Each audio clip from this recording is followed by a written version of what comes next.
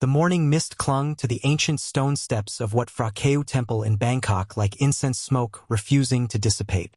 Brother Somchai had walked these same steps for 12 years, his bare feet knowing every worn groove carved by countless pilgrims before him.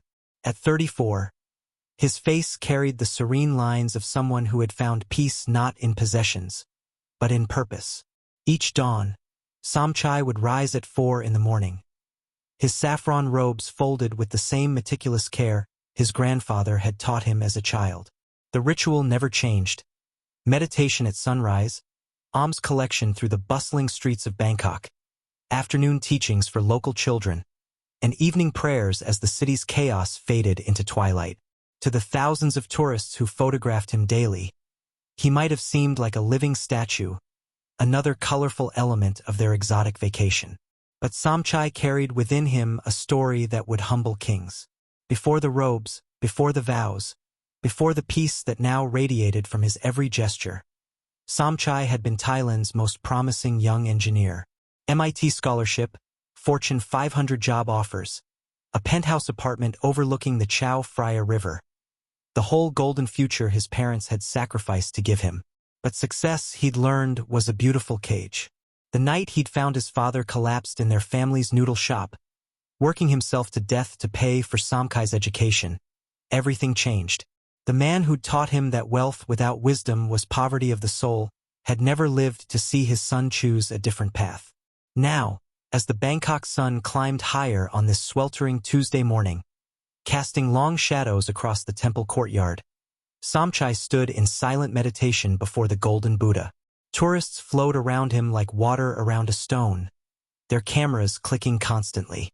Most were respectful, bowing slightly, speaking in hushed tones, marveling at the craftsmanship of the centuries-old temple.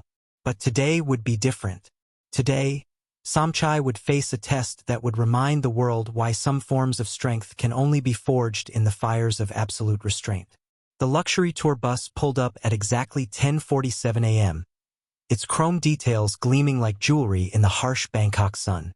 From its air-conditioned interior emerged a group that screamed wealth at every turn. Designer clothes, expensive watches, camera equipment worth more than most Thai families earned in a year. Leading them was Marcus Rothschild, though his name was as manufactured as his persona. Born Marcus Kowalski in suburban Detroit, he'd spent the last 15 years building an empire in cryptocurrency and real estate, accumulating not just wealth but an insatiable hunger for experiences that money could buy. At 38, Marcus had everything his younger self had dreamed of.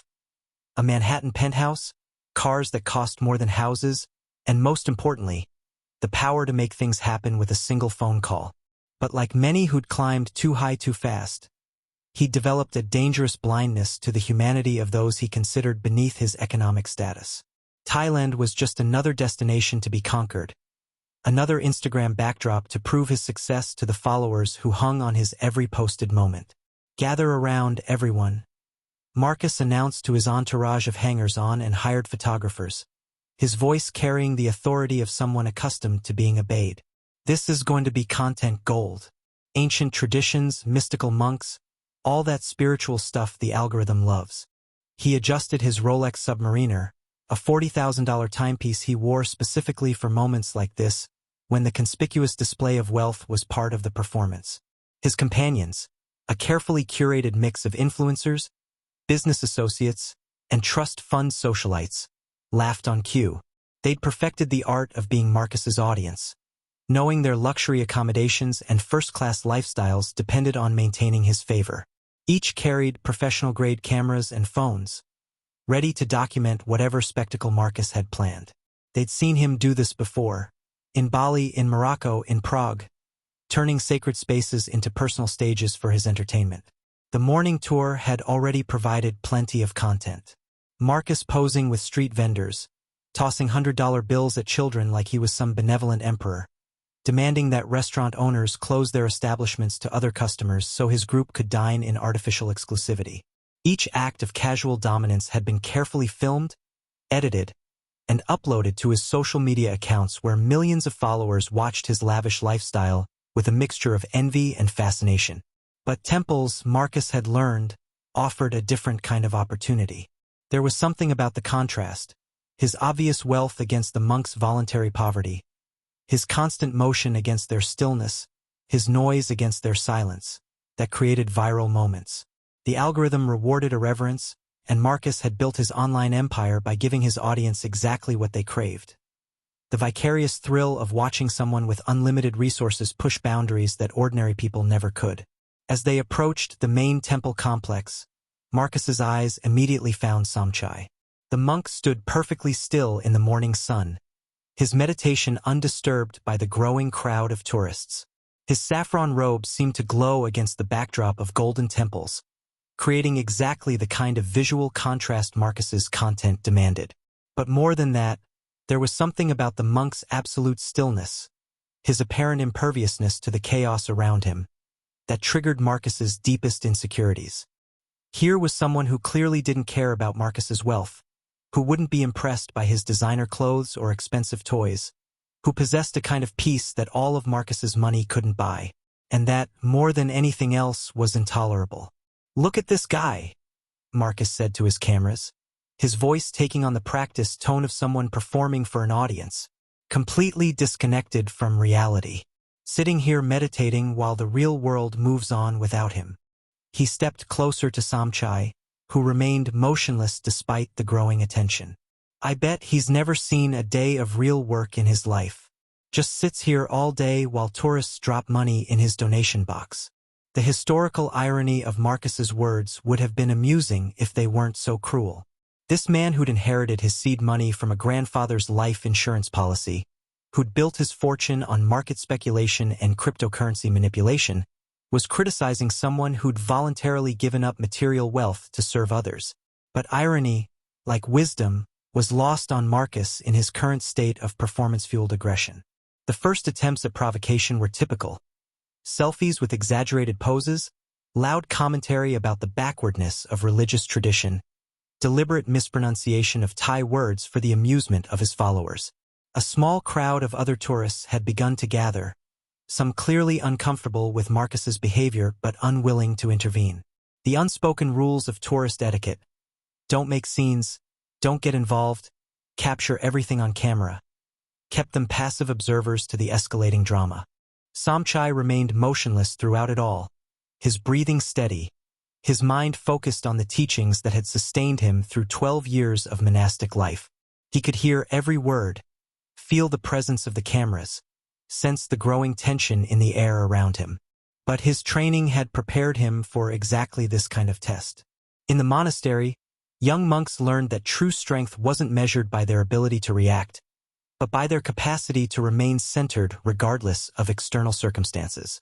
But Marcus, frustrated by the lack of reaction, was just getting started.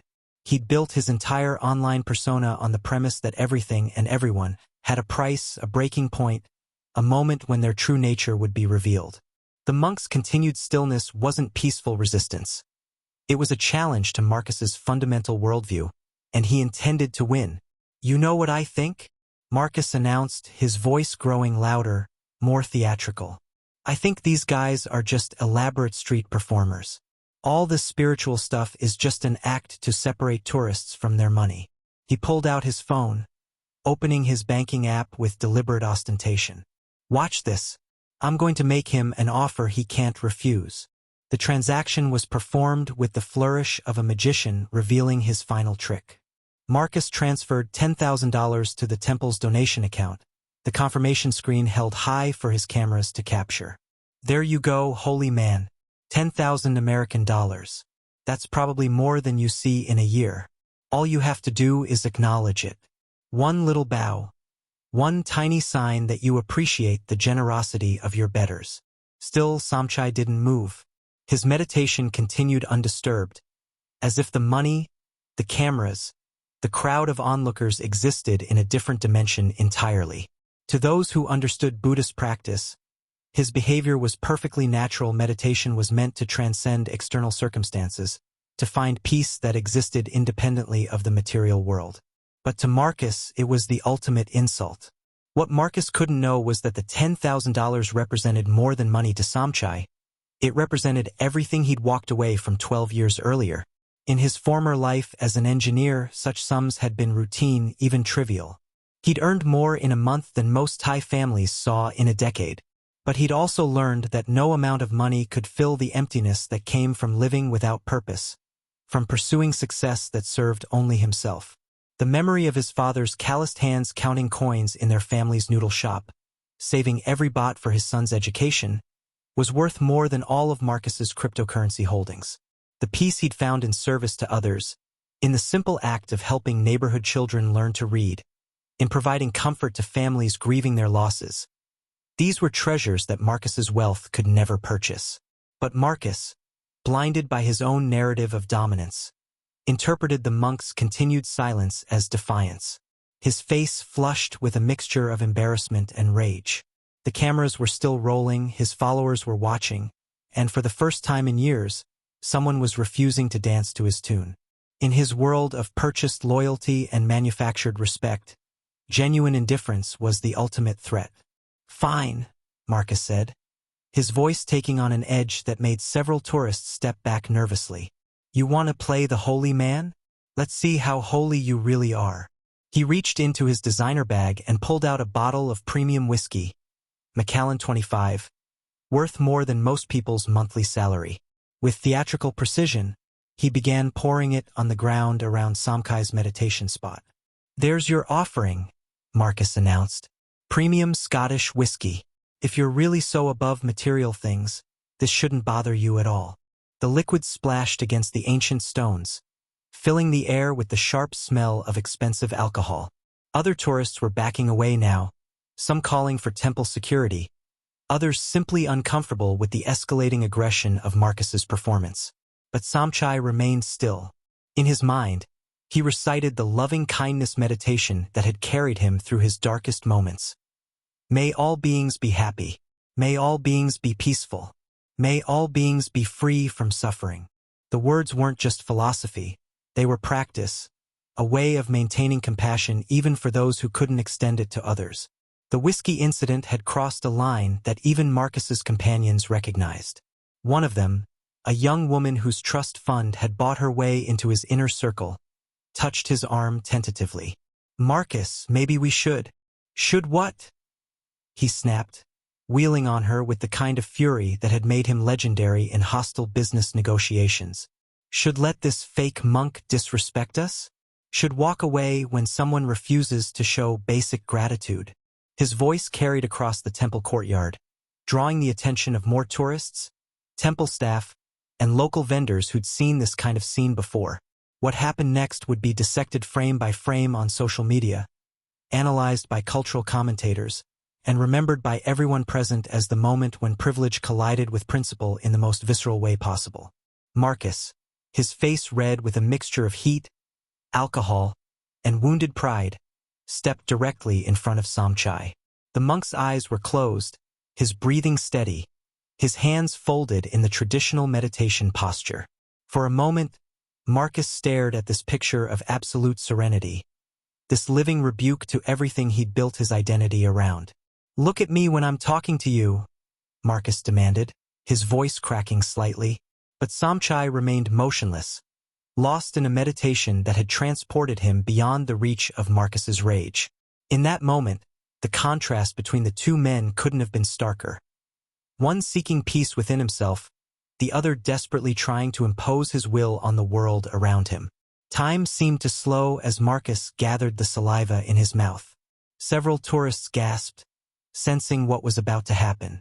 Someone shouted, "No!" in the crowd. A temple security guard began running toward them from across the courtyard. But it was too late.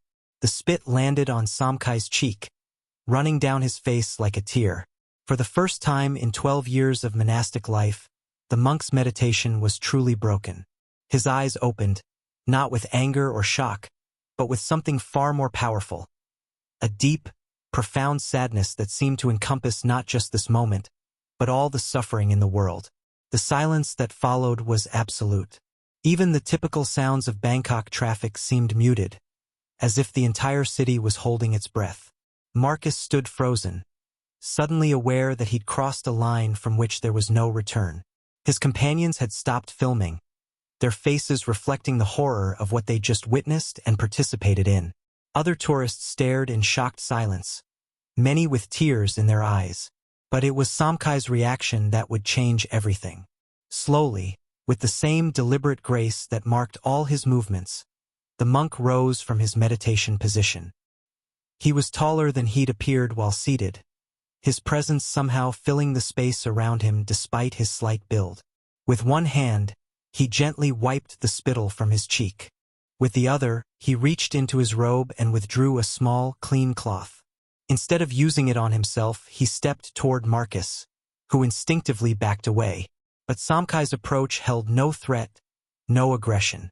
When he spoke, his voice was soft but carried clearly across the now silent courtyard. "My friend, you seem to be in great pain." The words weren't what anyone expected. Not anger, not condemnation, not even hurt feelings. Just a simple observation delivered with such gentle compassion that several people in the crowd began crying openly. Marcus, caught completely off guard, stammered, What? I'm not in pain. I'm rich. I'm successful. I have everything." Samchai nodded slowly, his eyes meeting Marcus's for the first time. "Yes, I can see that you have accumulated many things, but you are still in pain. Otherwise, you would not need to cause pain to others." He stepped closer, holding out the clean cloth. "Please, let me help you clean your hands. That whiskey must have been expensive. It would be a shame to waste it by having it sticky on your fingers." The gesture was so unexpected, so completely contrary to what Marcus had anticipated, that he found himself accepting the cloth without thinking. As Samchai gently cleaned the whiskey from Marcus's hands, he continued speaking in the same calm, compassionate tone. "I want to tell you a story, if you'll permit me. 12 years ago, I was very much like you. I had money, success, everything I thought I wanted. I lived in a penthouse apartment, drove expensive cars, ate at restaurants where a single meal cost more than many families' monthly income." The crowd had grown larger now, but Samchai seemed to be speaking directly to Marcus, as if they were the only two people in the world. "I thought that because I could buy anything, I was powerful. I thought that because people needed my money, they respected me. I was wrong about both things. Money gave me the power to control circumstances, but it gave me no power over the emptiness inside myself. And what I thought was respect was actually fear or greed or simple politeness." Marcus, his hands now clean, stood transfixed. The cloth in his hands was simple, worn from use, but somehow it felt more real than any of his expensive possessions. "The night I decided to become a monk, my father was dying. He had worked himself to death to pay for my education, believing that money would make me happy. As he lay in the hospital, he asked me if I was happy. And I realized that despite all my wealth, I couldn't honestly say yes." Samchai paused, his eyes reflecting a depth of understanding that seemed to see straight through Marcus's carefully constructed persona. "He told me something that night that changed my life. He said, 'Son, a man's worth is not measured by what he can buy, but by what he's willing to give up for others. Real power comes not from making others bend to your will, but from bending your will to serve others.'" The monk gestured toward the temple around them. "This place has stood for centuries. Kings and emperors have come and gone, but the principles it represents, compassion, service, the pursuit of wisdom over wealth, these remain. Not because they were enforced, but because they were chosen again and again by people who discovered that true strength comes from within." Marcus found himself unable to look away from Samkai's face. There was no judgment there, no anger, no condescension. Just a profound understanding that seemed to acknowledge Marcus's pain while offering a different path forward. "You spat on me," Samchai continued gently, "but you were really spitting on your own reflection. You see in me what you're afraid you could never become. Someone at peace with himself, someone who doesn't need external validation to feel worthy. But that peace isn't exclusive to monks. It's available to anyone willing to do the work of looking honestly at themselves." He reached into his robe again and pulled out a small, worn book. "This belonged to my father. It's not a religious text. It's just a collection of poetry that helped him find meaning in a simple life. I'd like you to have it." Marcus took the book with trembling hands. The cover was worn smooth from years of handling, and he could see notes in the margins written in two different handwritings. Father and son, sharing wisdom across generations. But why? Marcus whispered, his voice barely audible. After what I did to you, why would you give me something so precious? Samchai smiled, and for the first time since the incident began, the expression on his face was one of pure joy. Because 12 years ago, someone showed me kindness when I deserved it least. Because compassion isn't earned, it's given freely, or it isn't compassion at all. And because I believe that under all your pain and anger, there's someone who wants to do better. The monk turned to address the crowd that had gathered around them. This man came here today looking for entertainment, for content for his social media, for a way to prove his superiority. Instead, he's given all of us a gift, the chance to witness forgiveness in action, to see that even our worst moments can become opportunities for growth. He looked back at Marcus, who was clutching the poetry book like a lifeline. You have resources that most people can only dream of. You have influence, intelligence, the ability to create change in the world. The question isn't whether you're capable of goodness. Today proves that you're capable of recognizing it when you see it. The question is whether you'll choose to use your gifts to lift others up instead of tearing them down. The transformation in Marcus was visible to everyone present. The arrogant posture had collapsed into something resembling genuine humility. The performed confidence had been replaced by raw vulnerability. For the first time in years, he was seeing himself clearly, and the reflection was painful. I don't know how, Marcus said, his voice breaking. I don't know how to be different. This is all I know. Competition, dominance, proving myself through what I own and control. Samchai nodded, understanding. The first step is the hardest, admitting that the path you're on isn't leading where you want to go. The second step is deciding that you're willing to try a different way. After that, it's just practice. Every day, in small ways, choosing compassion over cruelty, service over selfishness, wisdom over wealth. He gestured toward the temple. This place has teachers who can help, if you're willing to learn. Not to become a monk, that's not necessary. But to become someone who uses his gifts to heal rather than harm. The crowd, which had been silent throughout this exchange, began to disperse slowly. Some paused to leave donations at the temple, others to speak quietly with Samchai about what they'd witnessed. Several approached Marcus, not with condemnation, but with the kind of recognition that comes when someone's vulnerability makes them suddenly powerfully human. Marcus's companions, who had remained frozen throughout the confrontation, began to approach cautiously. But their expensive cameras remained lowered, their performance mode abandoned in the face of something too real, too raw for social media consumption. Marcus, one of them said hesitantly, we should probably go.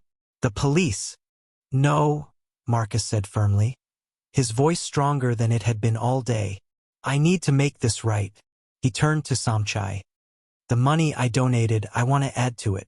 Not for show, not for content, but because this place deserves support. And I want to learn about the programs you run, the people you help. If I'm going to change, I need to understand what real service looks like. Samchai bowed slightly, the traditional Thai gesture of respect. Change is always possible, my friend, but it requires patience with yourself most of all. The man who spat on me today isn't the man you have to be tomorrow. As the afternoon sun began to set over Bangkok, casting long shadows across the temple grounds, an extraordinary transformation had taken place. A moment of cruelty had become a lesson in compassion. A display of privilege had become a masterclass in humility. And a man who had come to the temple seeking content for his social media had found something far more valuable. A path toward becoming someone worth following not because of what he owned, but because of who he chose to be.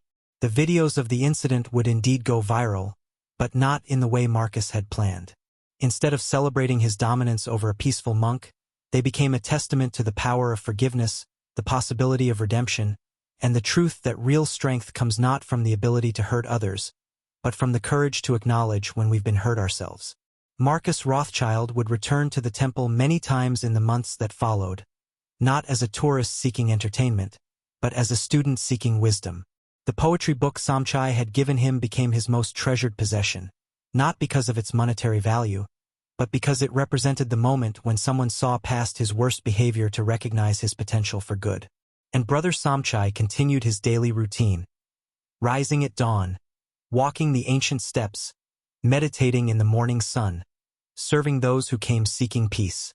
But now, when tourists approached with their cameras and curiosity, many already knew his story. They came not to test his composure or seek entertainment, but to learn from someone who had demonstrated that the most powerful response to hatred is love, and the strongest answer to cruelty is compassion. The temple itself seemed to breathe differently after that day, as if the ancient stones had absorbed the lesson and were sharing it with everyone who entered. Visitors spoke in more respectful tones, donations increased not from guilt but from genuine appreciation, and the space became what it had always been meant to be, a place where the human spirit could encounter its highest possibilities. In the end, Marcus learned what Samchai had known all along, that true wealth isn't measured in dollars or possessions, but in the depth of our compassion, the breadth of our service, and the courage to choose forgiveness over revenge, understanding over judgment, and love over fear. It's a lesson that continues to ripple outward, touching every life that encounters this story of transformation. What would you have done in that moment? When faced with someone's worst behavior, would you have the strength to respond with compassion? The story of Marcus and Samchai reminds us that we all have that choice, every single day, in ways both large and small. True power isn't about what we can do to others. It's about what we can do for them, even when they least deserve it.